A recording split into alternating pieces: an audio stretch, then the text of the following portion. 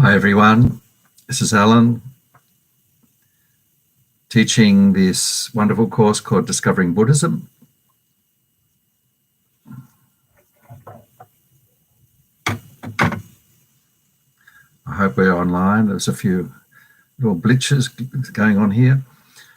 Welcome to Discovering Buddhism. I hope you're well. This is the third week of this particular subject called the spiritual teacher, where we are looking at the Buddhist approach to teachers and the Tibetan Buddhist view in particular, how we find teachers, how to decide whether we should regard someone as a teacher, and so on.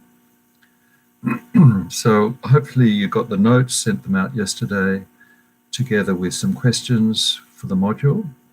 So the questions are actually those provided by the course writers of this Discovering Buddhism course, and they are based in America at the FMT headquarters.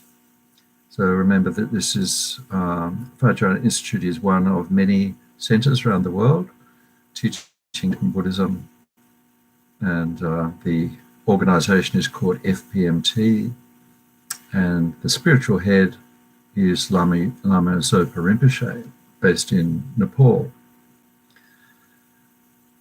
So next week is the last week on this subject, and then we will start a new topic called death and dying.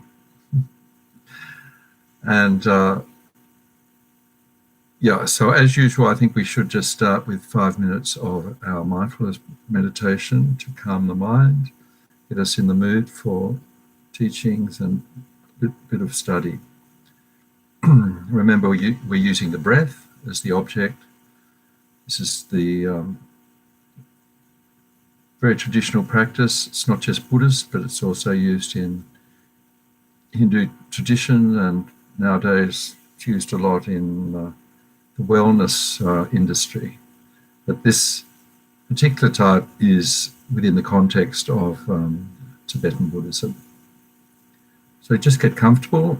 Remember, the main thing is to have a straight spine and be comfortable sitting either on a chair or the floor, and you can also be lying down if that helps the body relax.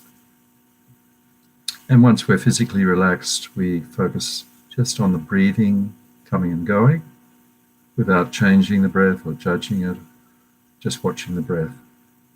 So we'll do 5 minutes.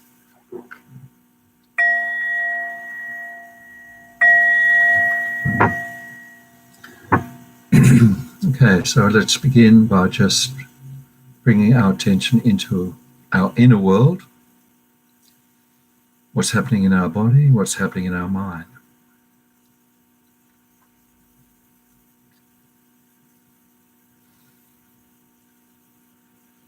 Just take a moment to think how lucky we are to be able to get together like this and study the amazing teachings of the Buddha for this 1 hour or 1.5 hour. We will devote our mind to the teachings.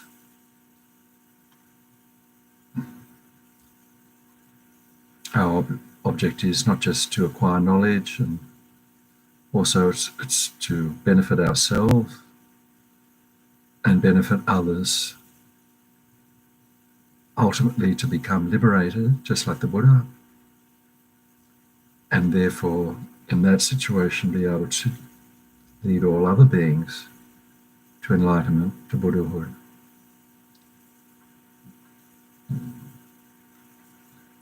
So now just coming into the body, scanning the body, making sure we're comfortable, spine is straight.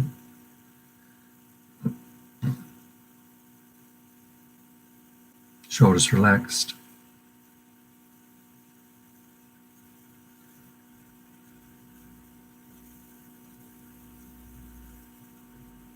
Eyes can be closed or just gently open.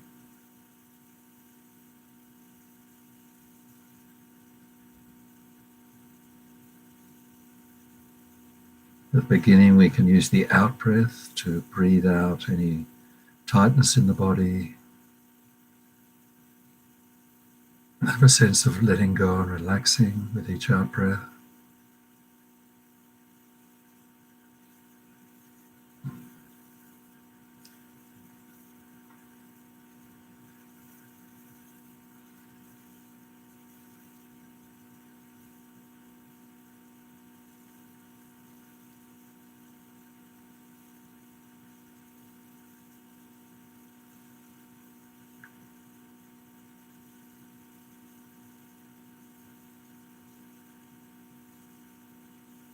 Just feel the gentle pull of gravity on the body, surrendering to that.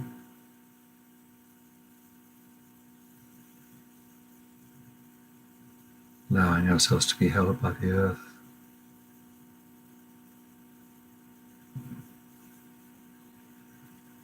And then just focusing on the movement of the body with the breath, the rhythm of the breath.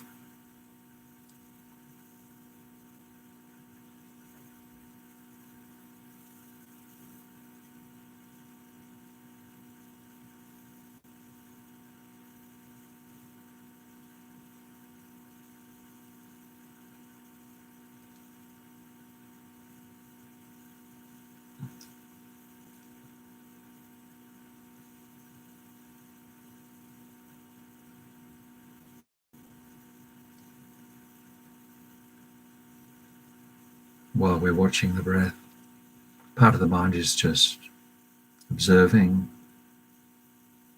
monitoring. Are we on the breath? Or has the mind wandered off? Distractions, noises.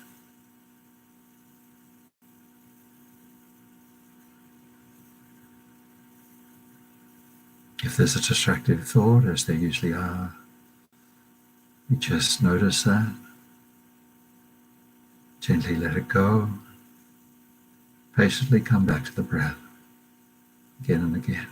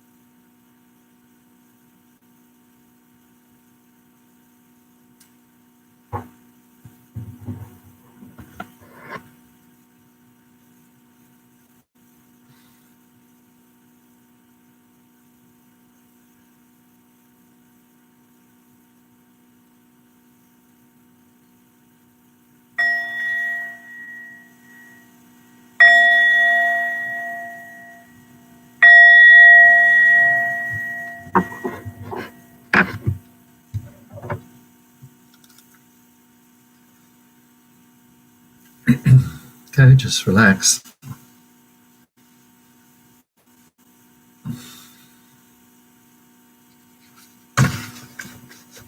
As usual, I've just put my name and email address in the chat column there, so if there's any new people who'd like to join the group, just drop me an email and I'll add you to the mailing list so that you can get the notes every week.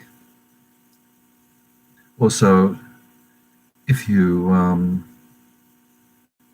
have any trouble during the session with, say, volume or reception, probably helpful if you can just put a little note, just say whether we've lost the contact, lost streaming, whatever, does happen. I usually get a little notice up the top saying that my connection is in jeopardy or weak or something. So any feedback is good. If you've got a question, feel free. And if you'd like to send a question during the week by email, you're welcome, of course. So just let's have a look at the little questions I put there from last week. 3 questions, like revision questions, just to remind ourselves what happened last week. So first one, what qualities should we look for in a Mahayana spiritual teacher? What are the qualities? So this is to help the teachings and Lamrim teachings give us some guide to what to look for if we're looking for someone to form a close relationship, to be our guru or our spiritual guide. So remember, there's, I think from the notes last week, there's actually 8 things listed, but the first 3, the most important, they're called the 3 higher trainings. So the teacher, who would probably normally would be an ordained person, but not always, would be a monk or a nun. But there are some very learned teachers who have been ordained in the past, and now they're lay teachers. And so it could also be a lay teacher who's done a great deal of study. Doesn't have to necessarily be a Tibetan. But the 3 hard trainings are that the teacher should have a high accomplishment of ethics, concentration, and wisdom. Ethics, concentration, and wisdom. So ethics covers their actions, the way they live their life. Usually they'll be watching very carefully to make sure their actions, as much as possible, don't harm other beings, and as much as possible help other beings. Concentration means that they have a high degree of mastery over their mind. They can actually focus on one object and keep it there. It's called shamatha, the ability to rest the mind on one thing. And wisdom is understanding how things exist. Wisdom realizing the empty nature of all phenomena, empty nature being that nothing, including ourselves, have any solid inherent existence from its own side. Wisdom realizing emptiness. So sometimes the 3 hard trainings are called, in the Mahayana tradition, Tibetan Buddhist tradition, the 6 perfections. The 6 perfections. And that includes compassion, loving kindness. So there's those 3 hard trainings or 6 perfections, and then general qualities that the teacher must know more than we do. They don't have to be an enlightened being, and they don't have to be the Buddha himself. Perhaps they are. If we're very lucky, we might have someone who is that, even though we can't tell. But they need to have more realizations than we do. A bit like school teachers. We don't want to go have, in our mundane education, to have a teacher who knows less than we do. So it's fairly common sense. And they also, unlike lay teachers just teaching our mundane education, they should have strong perseverance, determination, interest in teaching and spreading the Buddha knowledge, the Buddha, and helping others in that way, and have some compassion, particularly for the students, and patience for the students who, like us, are just starting out. So, if you want more details, have a look at the notes from last week, particularly page 1 and 2. Let's have a look at the second question. How does the role of a spiritual teacher differ from that of a university professor in relation to the students? So I've also already mentioned this a little bit. So in our ordinary education, school, maybe university, the teacher is teaching as a job, and they're teaching us to give us knowledge of worldly qualifications. So maybe we could become doctors, lawyers, accountants, or tradesmen, and they're giving us some sort of thing that will help us earn a living, some knowledge that help us earn a living. Usually the teacher we can't choose. What if we go to a particular institution to be educated, then we just have to accept the teacher who's there, and the teacher is usually paid, professional. So compared to the spiritual teacher is not teaching us how to earn a living, how to get by in the everyday world. They're teaching us how to live our life meaningfully, and why we should live our life meaningfully. They're teaching us how to conduct ourselves ethically, morally. They're usually not paid.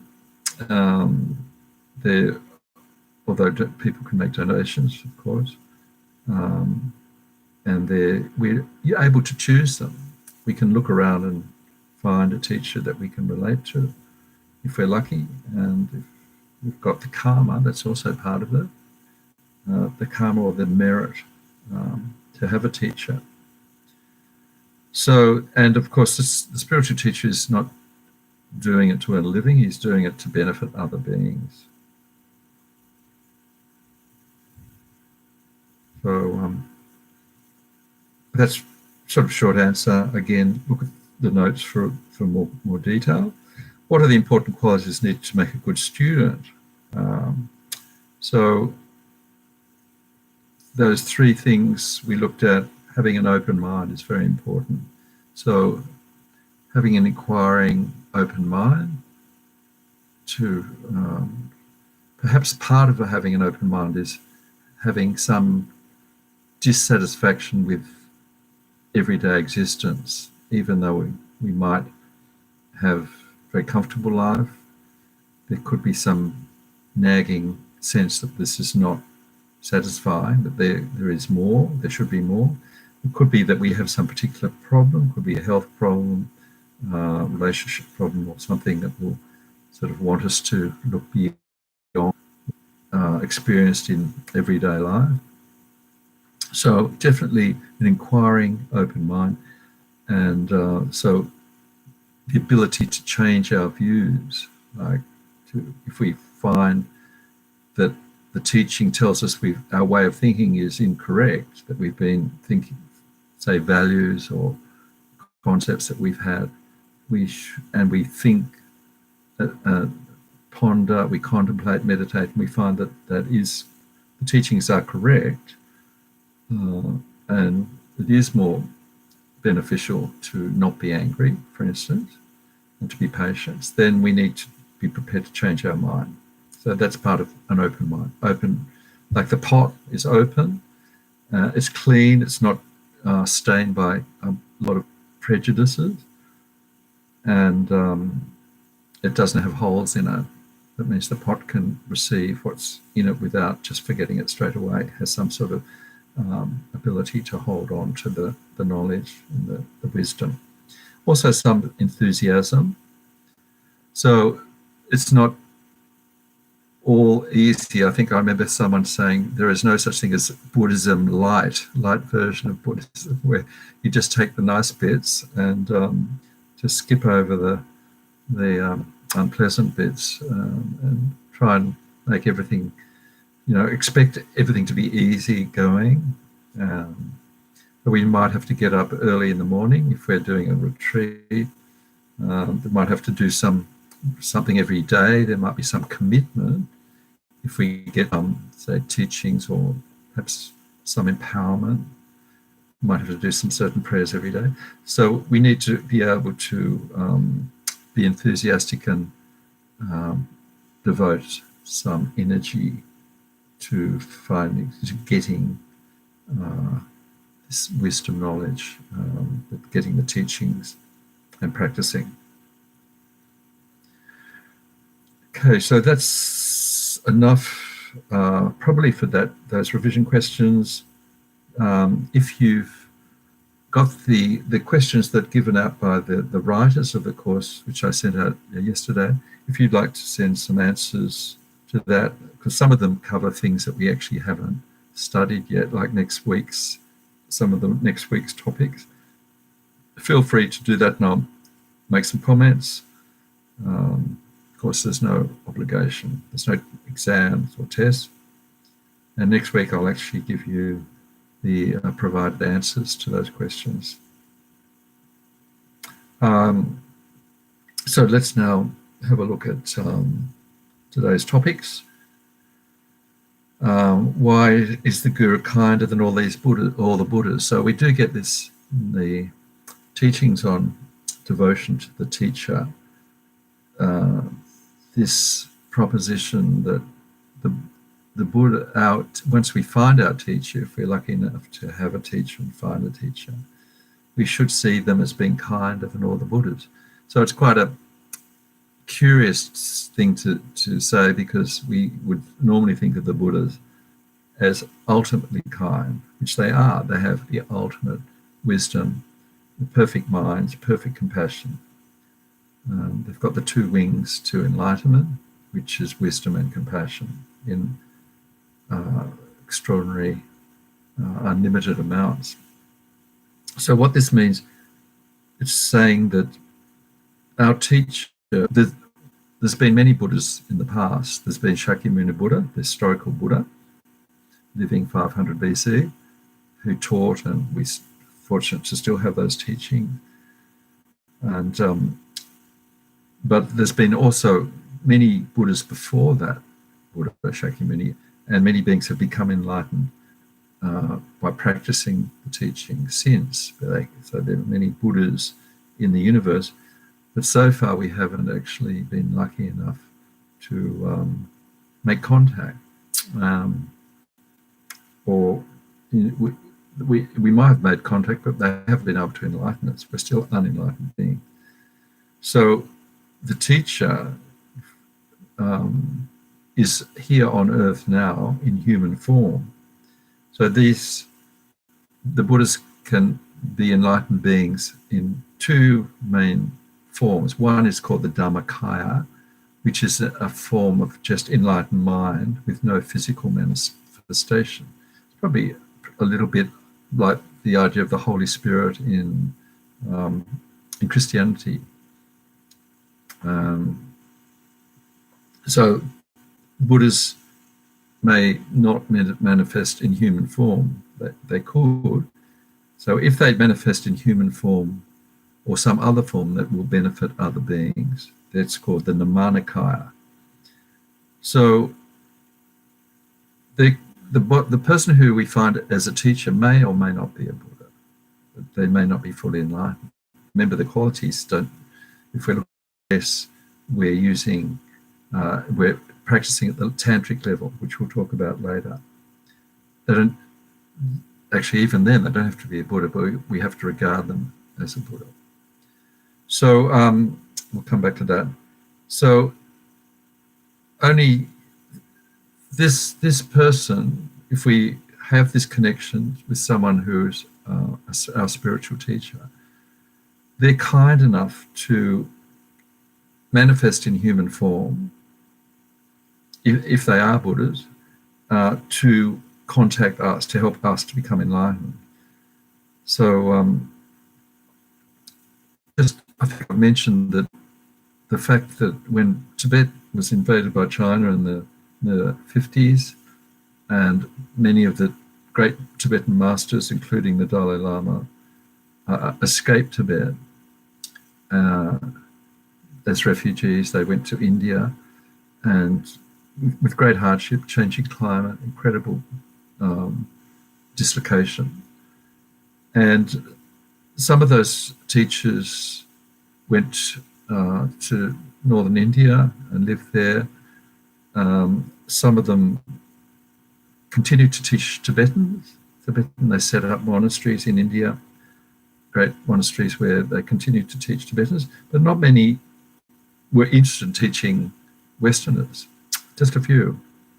And so it's through their kindness, those people who did so, including the Dalai Lama, His Holiness the Dalai Lama, including Lama Zopa Rinpoche and Lama Yeshe, the two spiritual leaders who set up this organization, FPMT. So they were interested in spreading the Dharma to the West. So this often required them to learn a foreign language, learn English, required them to put up with teaching people who had no knowledge of the traditions of Tibet. There was the people who were actually quite disrespectful in the beginning because they didn't really know how to respect teachers. They didn't understand even what enlightenment was or what incredible study and knowledge these great beings had. So,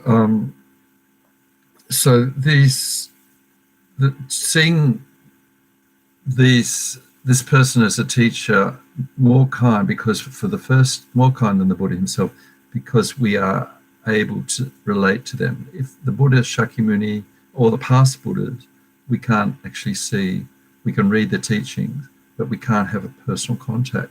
But our actual spiritual guide, when we make that contact, we have someone who's actually in human form there, able to guide us. So the next thing, and this is particularly well discussed by His Holiness the Dalai Lama in the book, Practicing the Path, and he's talking about what does it mean to get blessings from a teacher, or blessings from anyone, I suppose, but particularly in the spiritual teacher-students context. So I've often wondered this myself. What does it mean to receive blessings or to be blessed? I thought it might be some sort of transmission or, psychic powers or whatever. So His Holiness starts off saying, well, some people have, just normal people who aren't great teachers or Buddhists, can hypnotize other people. They have that power. And he says it's due to their previous practices with their mind, the power of their mind, probably done in past lives. They have this ability to control other people's minds and hypnotize them. So he said if ordinary people have some of these, also some people can also be, ordinary people can be psychic, clairvoyant, who may not be particularly skillful in other ways or particularly intelligent, but they can read other people's minds. So he said if ordinary people can have these special abilities with their mind, it's not that difficult to understand that if the people have practiced a great deal and are very highly realized, have good concentration, have lived ethically, have some understanding of wisdom realizing emptiness, then those who have cultivated their minds and have great compassion, they might also, if it's not a big leap, to understand that they could have some very great beneficial effect on our minds. But he also stresses that it has to be a two-way process. We can't be these great beings who've got great powers and realizations can't help us unless we are receptive. We need to actually accept their blessings. So this is in some ways a great relief, because if we suspect that we are in the presence of a very highly realized person who maybe be able to read our minds, it can be quite scary if they've got that power.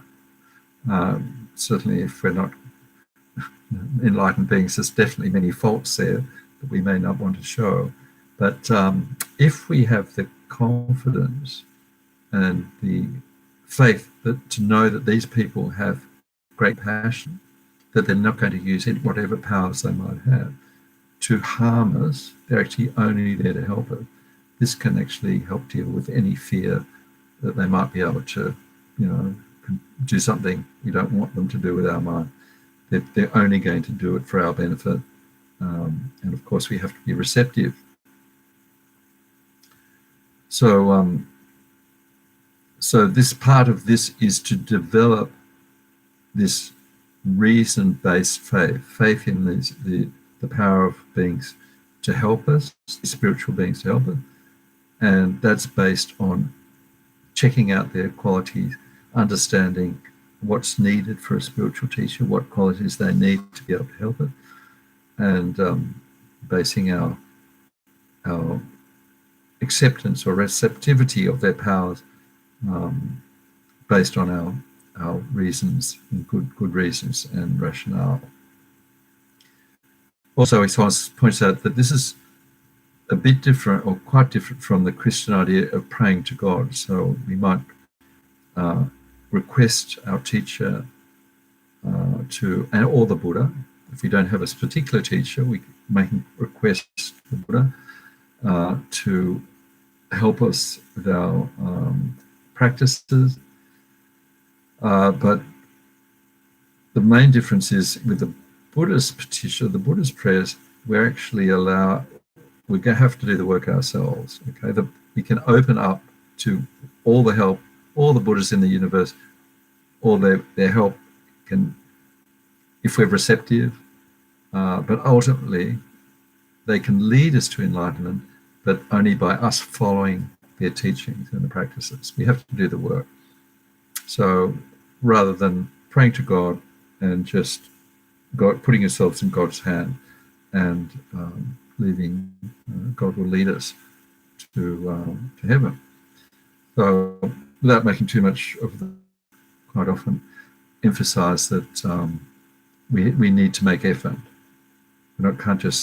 We can't be enlightened by opening our minds and the great Buddhas and teachers just coming and zapping us with all their knowledge.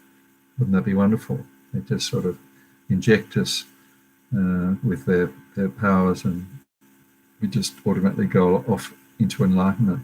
It doesn't happen that way. So we need to, they can give us all the help they can by giving us all the conditions, helping us to have the best condition, but we need to do the practices.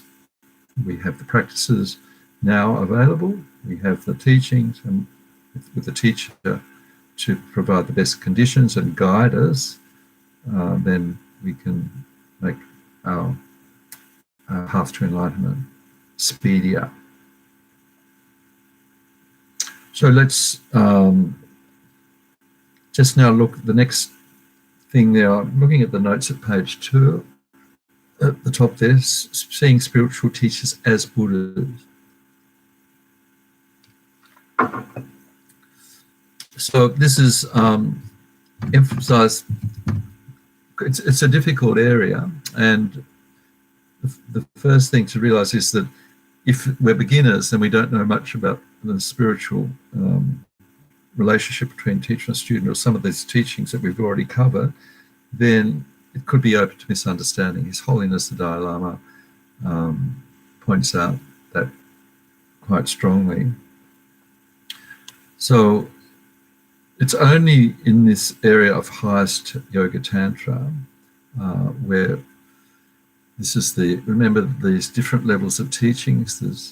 There's teachings to become enlightened beings, liberated, of the Theravadan teachings at that level, the teachings to become fully enlightened using compassion, the Mahayana motivation of compassion, wanting to become enlightened to benefit all other beings. And then part of the Mahayana teachings is what they call the Tantriana Vehicle or Vajrayana Vehicle, which is, the object is exactly the same as the Mahayana Vehicle, but we use special techniques, tantric techniques, if we travel this path, to make it quicker, to make the journey quicker to enlightenment. So to do this, we need to have an initiation. We need to have empowerment from a qualified master into a particular practice, and so we need to make a connection with the teacher. So if we'll talk about Tantra as a whole subject later in the course. I think it's one of the later subjects, one of the last ones. But to have a positive, to make this practice, if we're doing Tantra, if we're entering the Tantric vehicle effective, we need to regard the person giving us the empowerment and the teachings as if they were the Buddha, even though they may not be, but we need to see them as the Buddha. And so this is really the only way to make progress in a Tantric vehicle.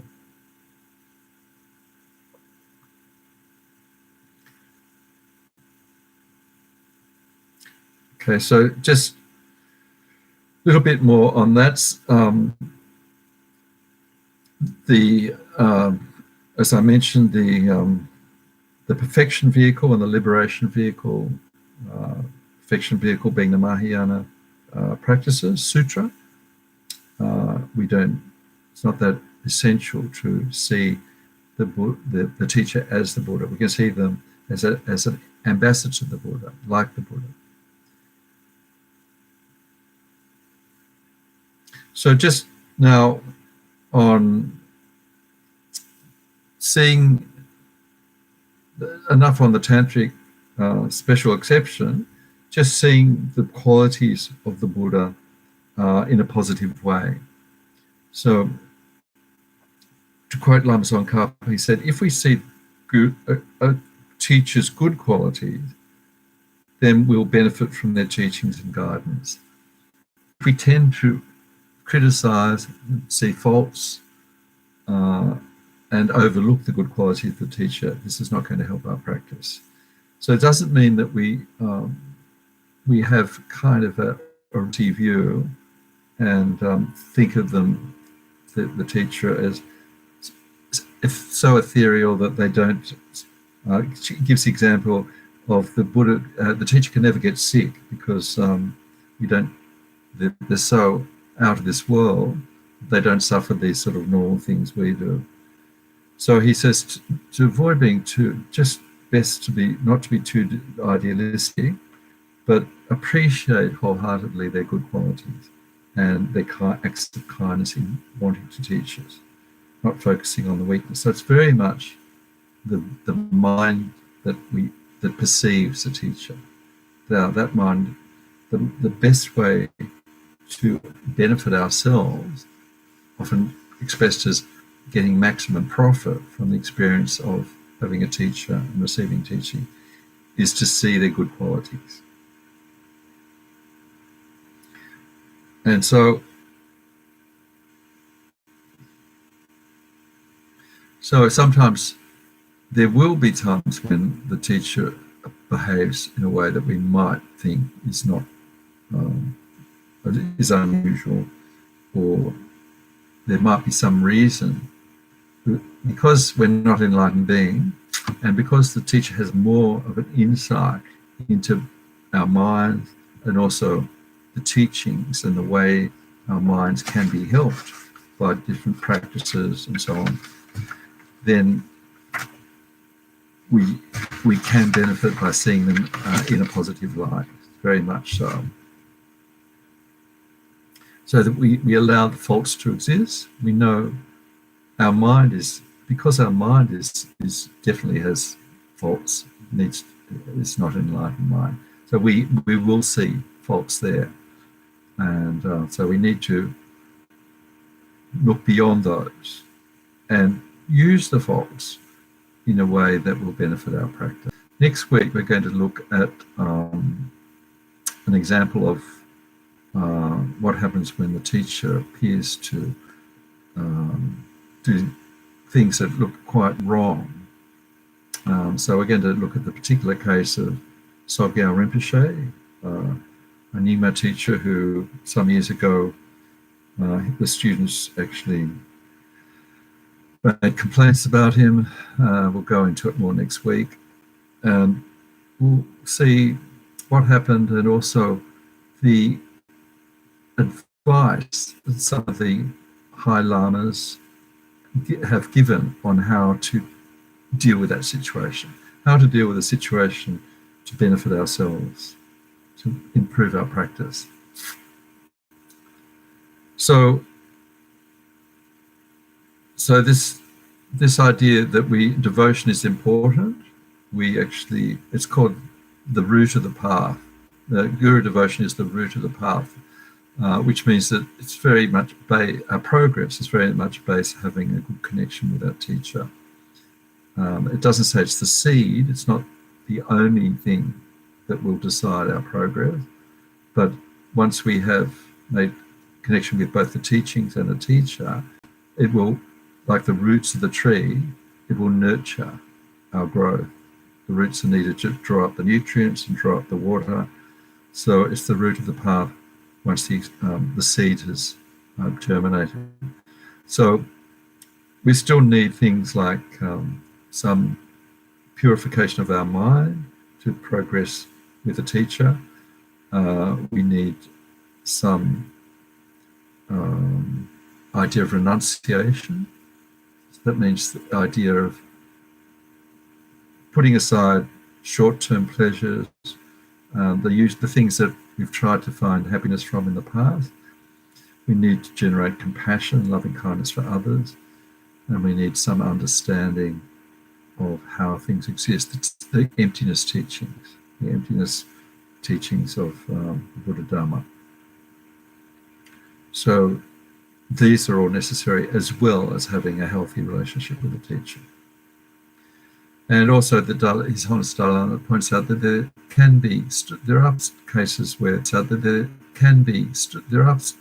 where some students have done so much practice in the past, they've actually, in previous lives perhaps, or maybe some in this life, generated such great compassion, such concentration and wisdom in their mind, that when they encounter the teacher that they have some sort of karmic link with, then they will become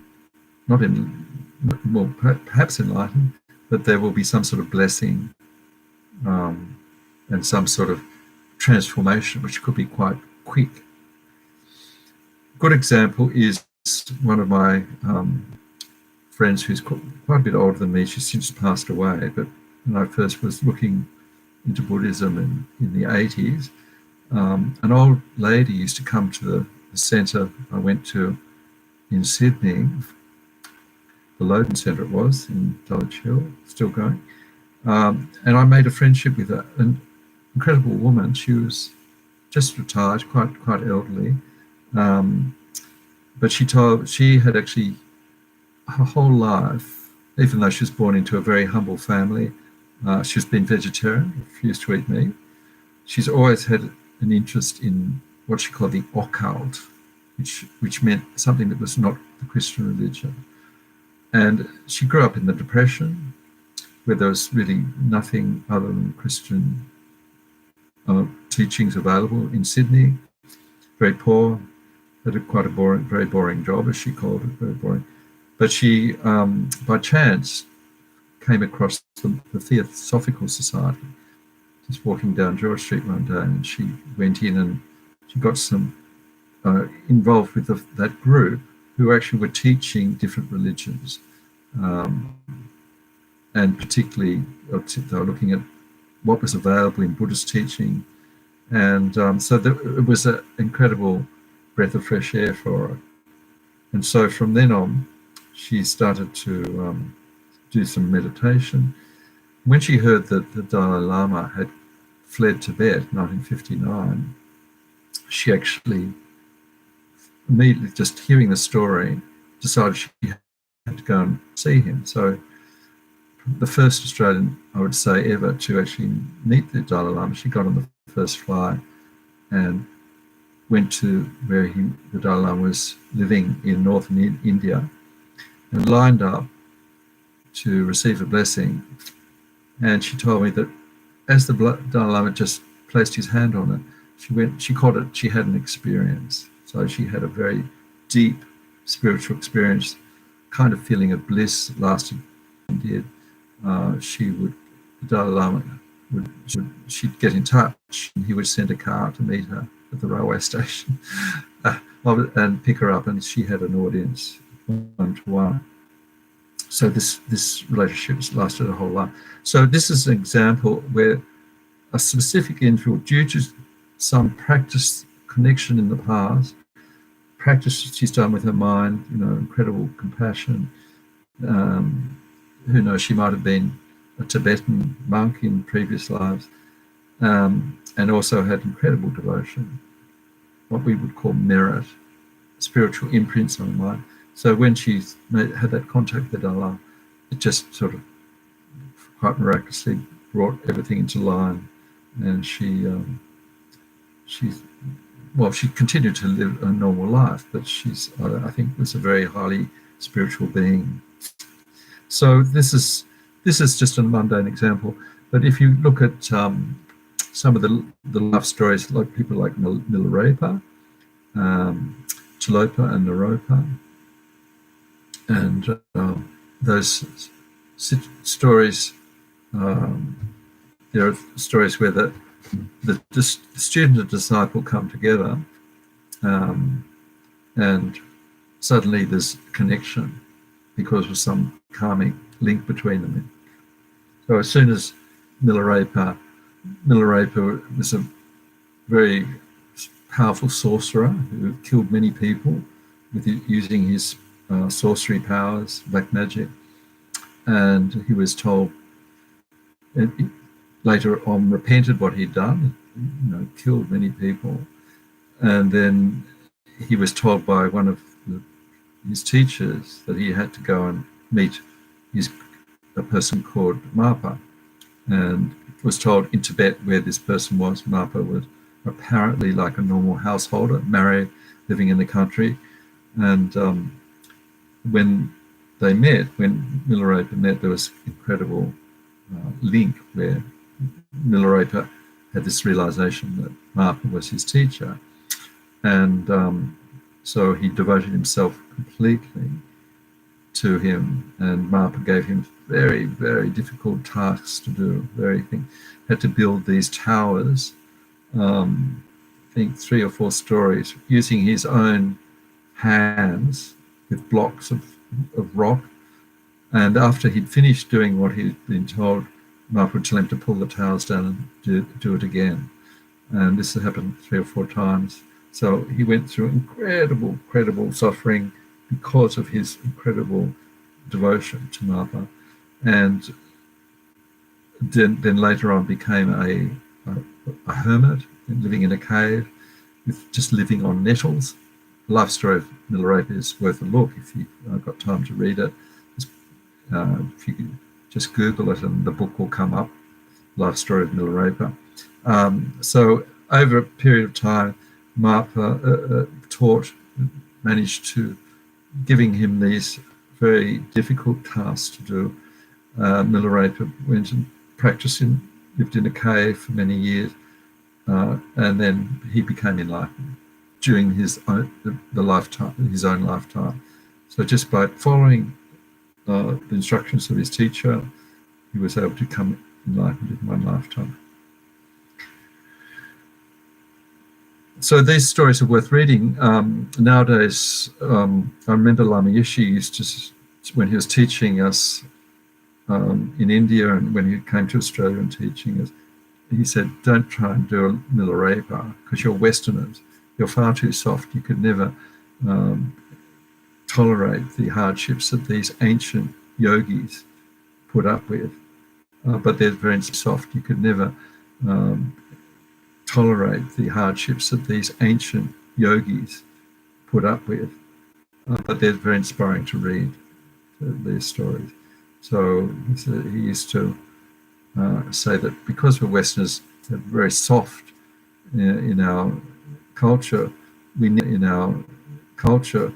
need to do the practices that he teaches and so on, but do it so that we've got enough food. That we don't actually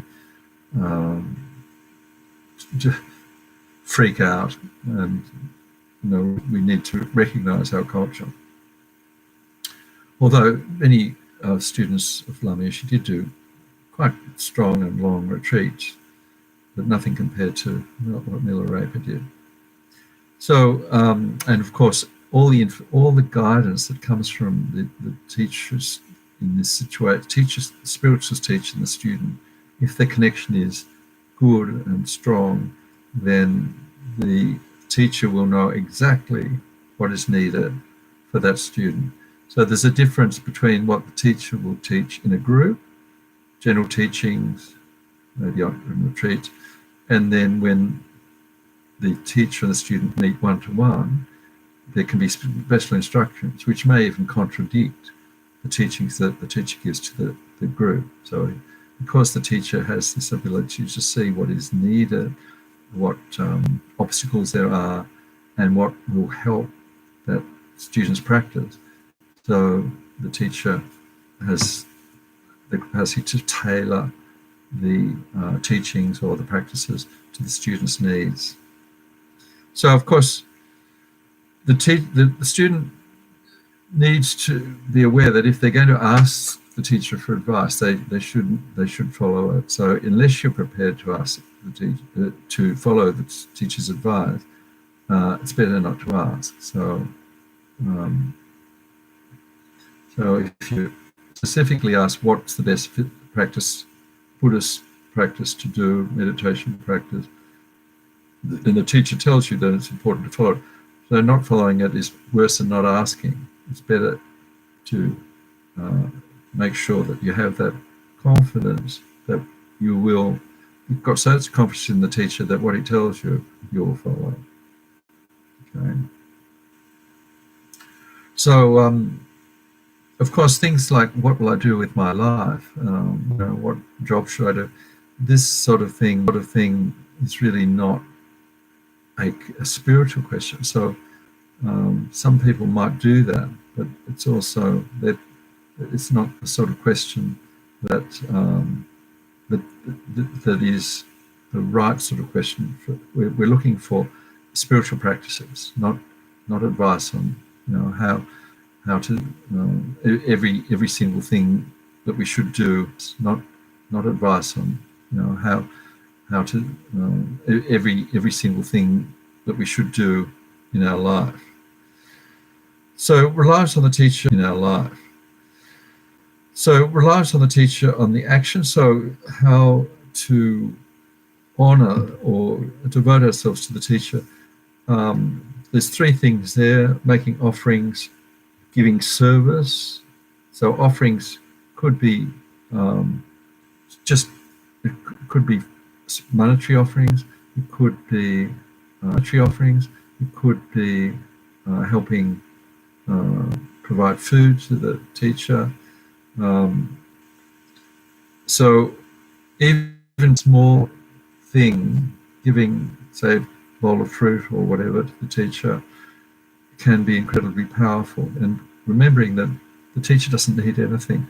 They don't need anything from it's not to actually benefit the teacher that we make these offerings.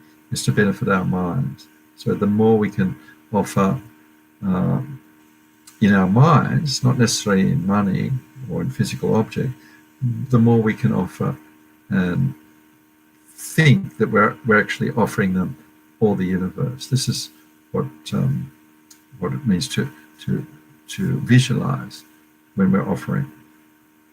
So it could also, apart from just making physical offerings, it could be offering our time, so helping out at centres, being on committees, so helping with a tour. So if the teacher's coming, and giving our time and expertise, helping up set up centres and doing say legal structures, helping with the maintenance of the building, the garden, or things like that. So even the smallest thing can be greatly can be service to the teacher. And of course, the best practice, and the one that the teacher will always tell the student, is to do the practices, do what is being taught by the teacher. Practice compassion, love, kindness, develop our concentration and our wisdom. So that's always said to be the best, most powerful way of serving the teacher.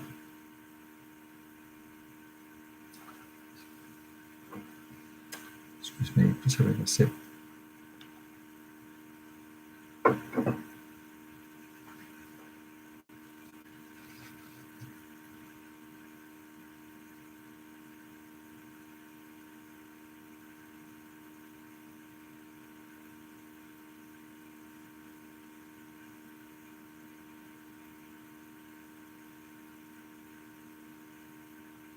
Okay, so just most of these little notes I've got on page 3 and 4, they come from the Dalai Lama's teachings on guru devotion and spiritual teachers. I think they use the word mentor in the particular book on the reading list. Mentor is another quite common expression for spiritual guide, spiritual teacher, guru. So His Holiness actually gives examples where it's okay to. His Holiness actually gives examples where it's okay to not do what the teacher says. And so if the teacher recommends something and we know we can't do it, say we've got commitments with family, might have medical issues that will prevent us doing that particular practice, we can actually tell the guru, the teacher, that this is not possible. And His Holiness says this is okay. The guru, the teacher will understand, should understand. And he also gives an example. This is like a classical example. The great teacher Atisha, who was regarded as a living Buddha, his guru was Selingpa, who lived in Indonesia. So Atisha travelled from India this is when Indonesia was under the influence of Buddhist rulers. And remember, Borobudur, the biggest Buddhist stupa in the world, is actually in Java, in Indonesia.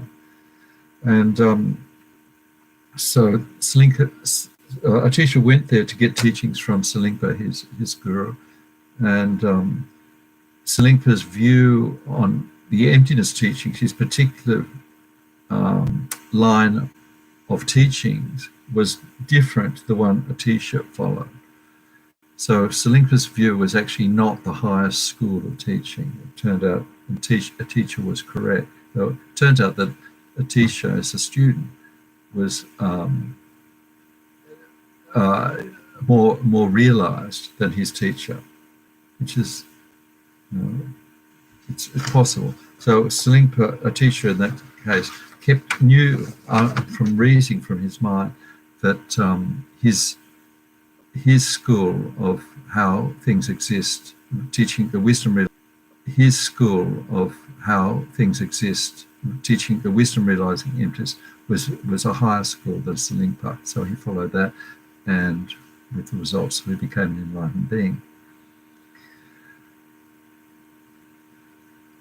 So just looking at going to do a practice to finish tonight on relating to the spiritual teacher in our thoughts. How to do that. But just before we get to that, just looking at a few notes, general notes on spiritual teacher, which is on page 4 of the notes tonight. So I think I mentioned this story last week, that good example of how faith in the power of teachers and holy relics that are given by the teacher. This story of the old woman and the dog's tooth. The old woman who, I think this is during the time of the Buddha, it might have been just after the time the Buddha passed, where the old woman's son was going to get teachings from a great teacher, perhaps in northern India, and the mother asked the son to bring a relic, something like a part of the Buddha's hair or his tooth, and so the son forgot. He went and just before he got back to see his mother after he'd done his pilgrimage, realized that he forgot to get a relic, and so he found an old dog's tooth in the street and he took that, presented it to her and said, "This is a relic of the Buddha," when it wasn't. So for years and years the mother prayed, put the relic on her altar and prayed to it, and the dog's tooth produced more relics. Excuse me.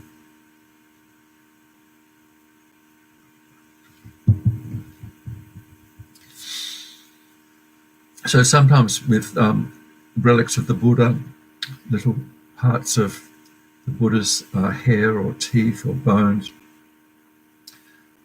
by the sheer power of the relic and the devotion of the student, they can produce more relics. It can produce like small, like little bits of jewels or coloured powder and so on.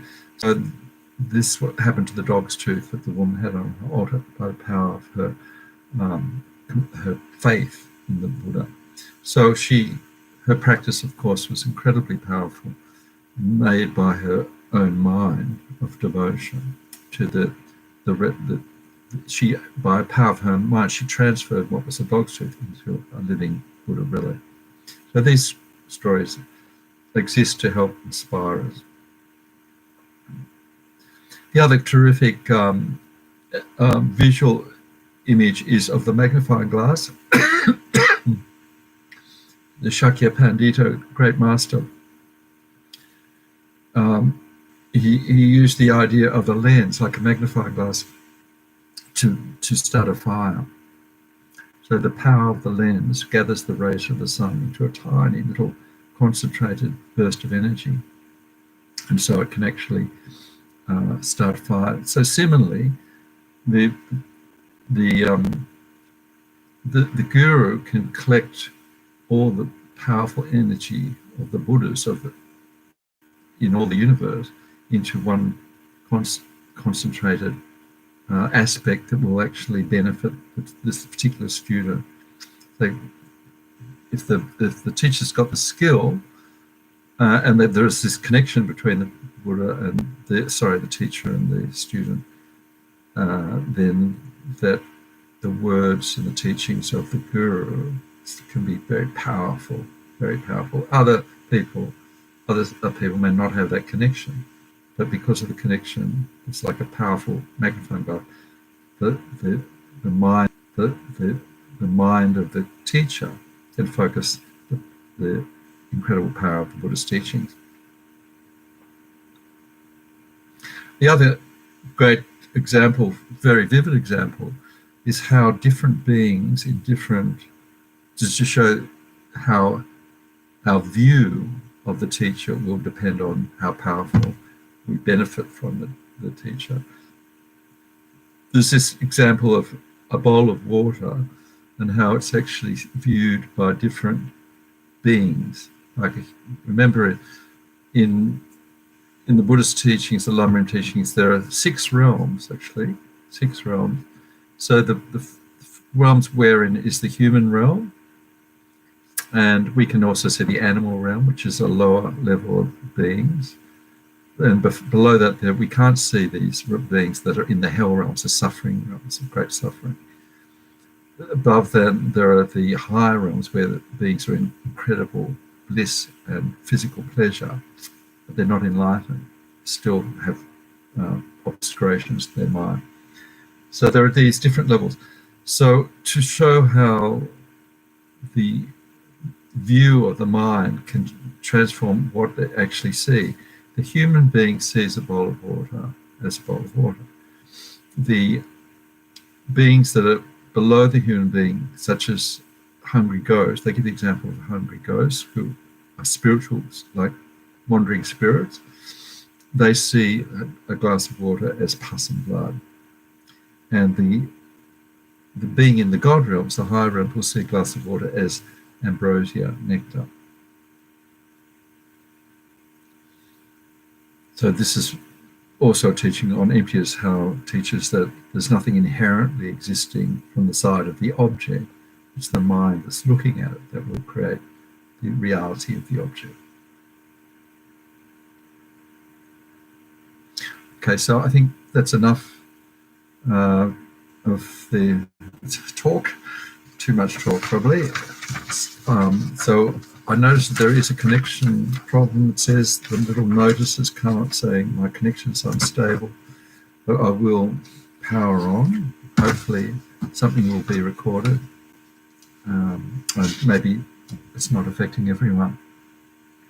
So this meditation is one that you will find in the transcript that gave out with the notes in the beginning of the subject, gave out with the notes when we started teaching it. So this transcript of Connie Miller's teachings on this whole topic, it's page 23. So the transcript has many meditations. This is meditation 4.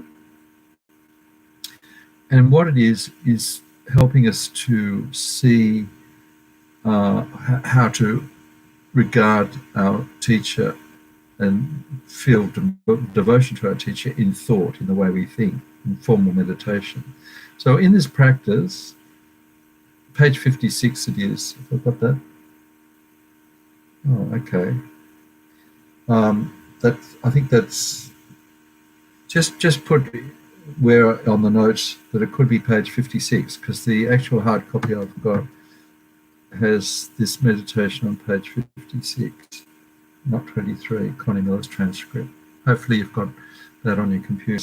This meditation on page 56, not 23, Connie Miller's transcript. Hopefully you've got that on your computer. So if this meditation can be done for people who haven't got a teacher, and instead of visualizing their teacher in front of them, they visualize an image of the Buddha. Okay, so an image of the Buddha who embodies everything that we want in a teacher, perfect qualities. So that's the alternative visualization. If you do have a connection with a teacher, use that image.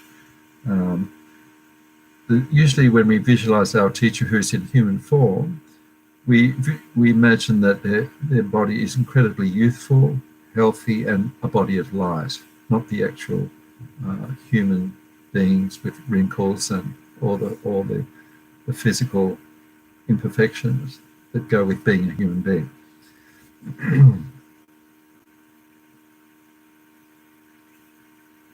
All right, so there are actually probably 3 or 4 steps where we visualize the Buddha or the teacher in front of us, and then we imagine what qualities that person have and how powerful it is to have that teacher, Buddha teacher, in front of us, and so we develop some appreciation of our good fortune to have the teacher, and also the kind of that person to be our teacher.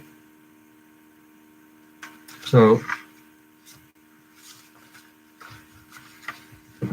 let's just get comfortable. I'll abbreviate it so it's not too long, maybe about 10 minutes practice. So because you've got the transcript, you'll be able to do this practice, if you like, in a more relaxed setting where you've got a bit more time. Okay, so let's get comfortable.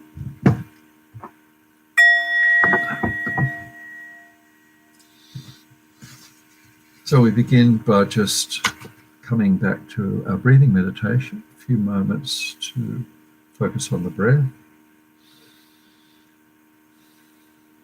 Bring our attention inwards.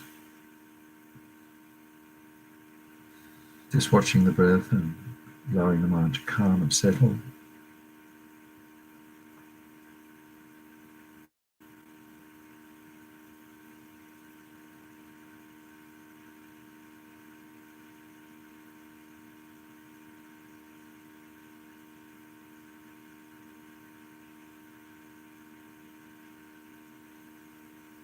So I begin by just bringing an image of our teacher, if we already have one in front of us, or an image of a fully enlightened being, perhaps in the form of a Buddha,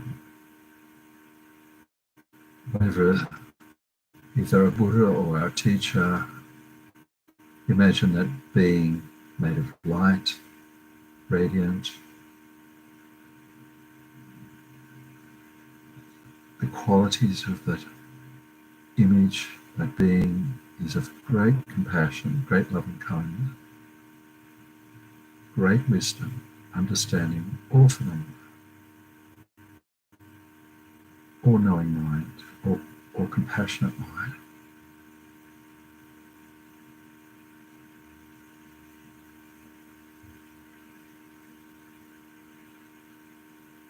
Briefly bringing to mind the qualities we look for in a teacher,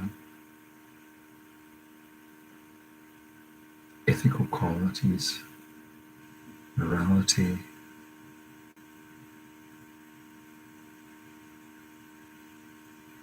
perfect concentration,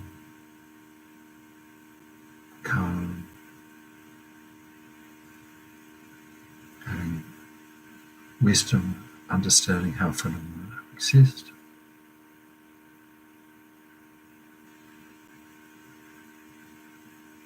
Having great knowledge and experience of the teaching, learner,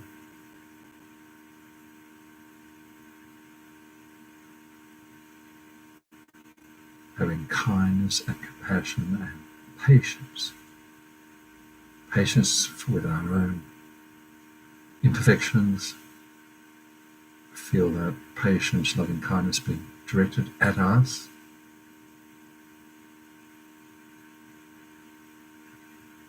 Imagine that coming into our hearts as light, filling our body and mind with white light.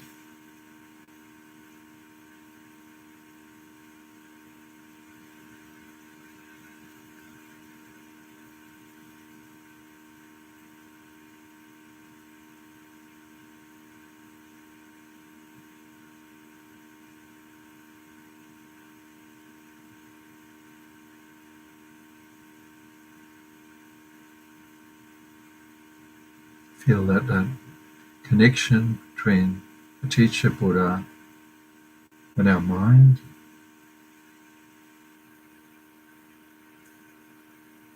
The teacher, Buddha, understands all our obscurations, all our deficiencies, with all our potentials as well. This ability to correct deficiencies, to understand what is needed, to bless our mind, what practices we need to do to purify our mind.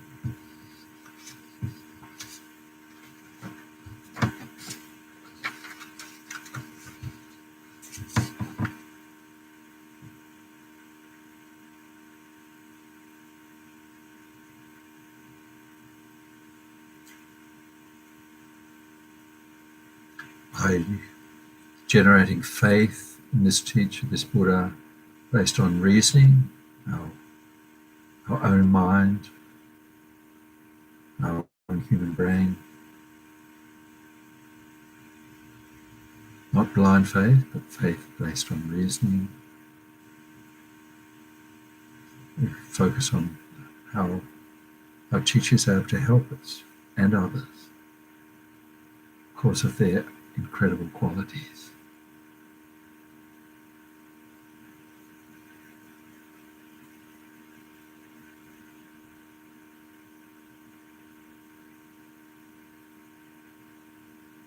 So the next step is we have the same Buddha potential as our teacher. We have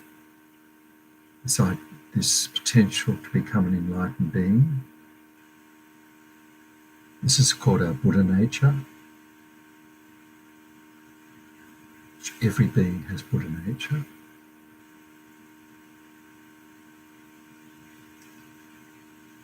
So by following the example of our teacher, our Buddha, using the right effort, we can develop these same qualities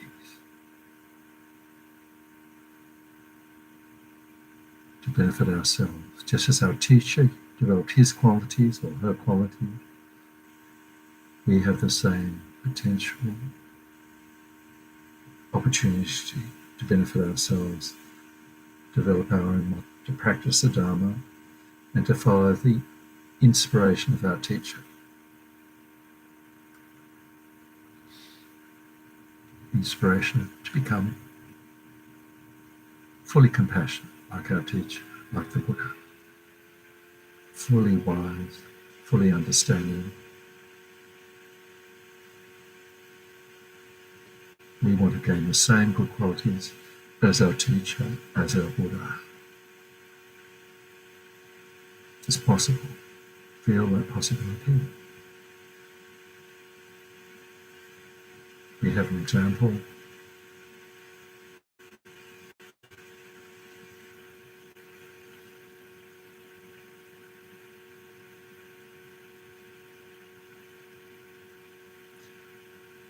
Next step is to appreciate the incredible kindness of this teacher, this Buddha.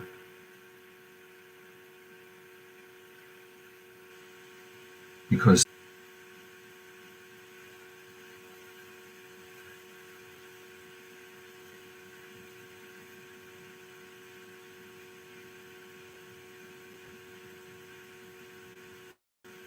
so strongly request the blessings of all Buddhas, Bodhisattvas and teachers throughout the universe, that these requests, the blessings of the teacher and meeting the teacher, will come about as quickly as possible. May all the conditions come about. Meet the teacher and follow the teacher's teaching.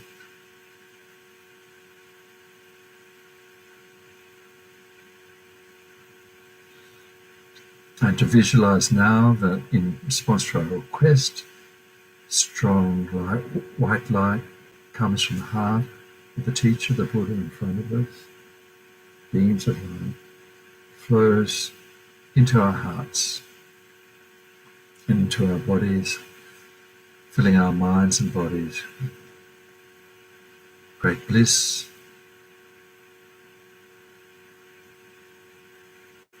great blessings, great inspiration.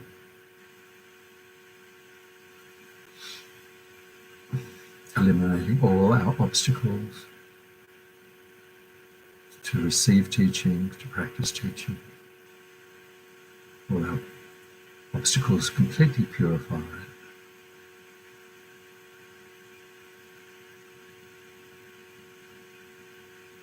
Feeling this is truly happening, the blessings are flowing into our hearts and minds and bodies.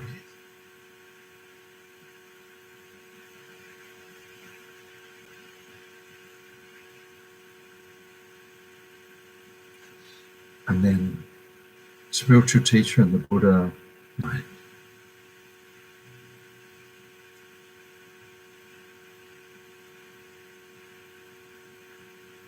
done in the past and will do in the future. We dedicate towards deepening our faith in being able to relate to a perfect spiritual teacher and being able to find a teacher if we haven't yet found one, perfect qualified spiritual teacher in this life to lead us to quickly to an enlightenment, to Buddhahood.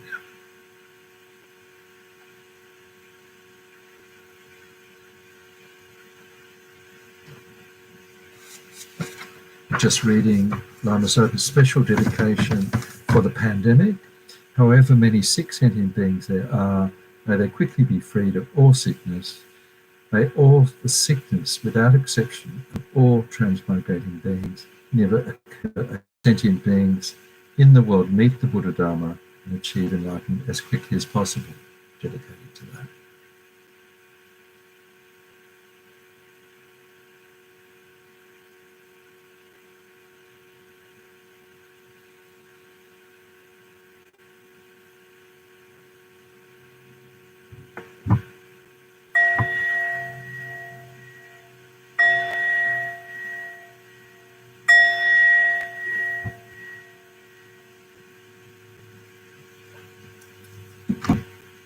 Okay, that's it for tonight. Thanks so much for being there. It's great to see you there.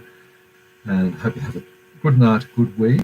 And look forward to seeing you again next Monday night, same time. Stay well.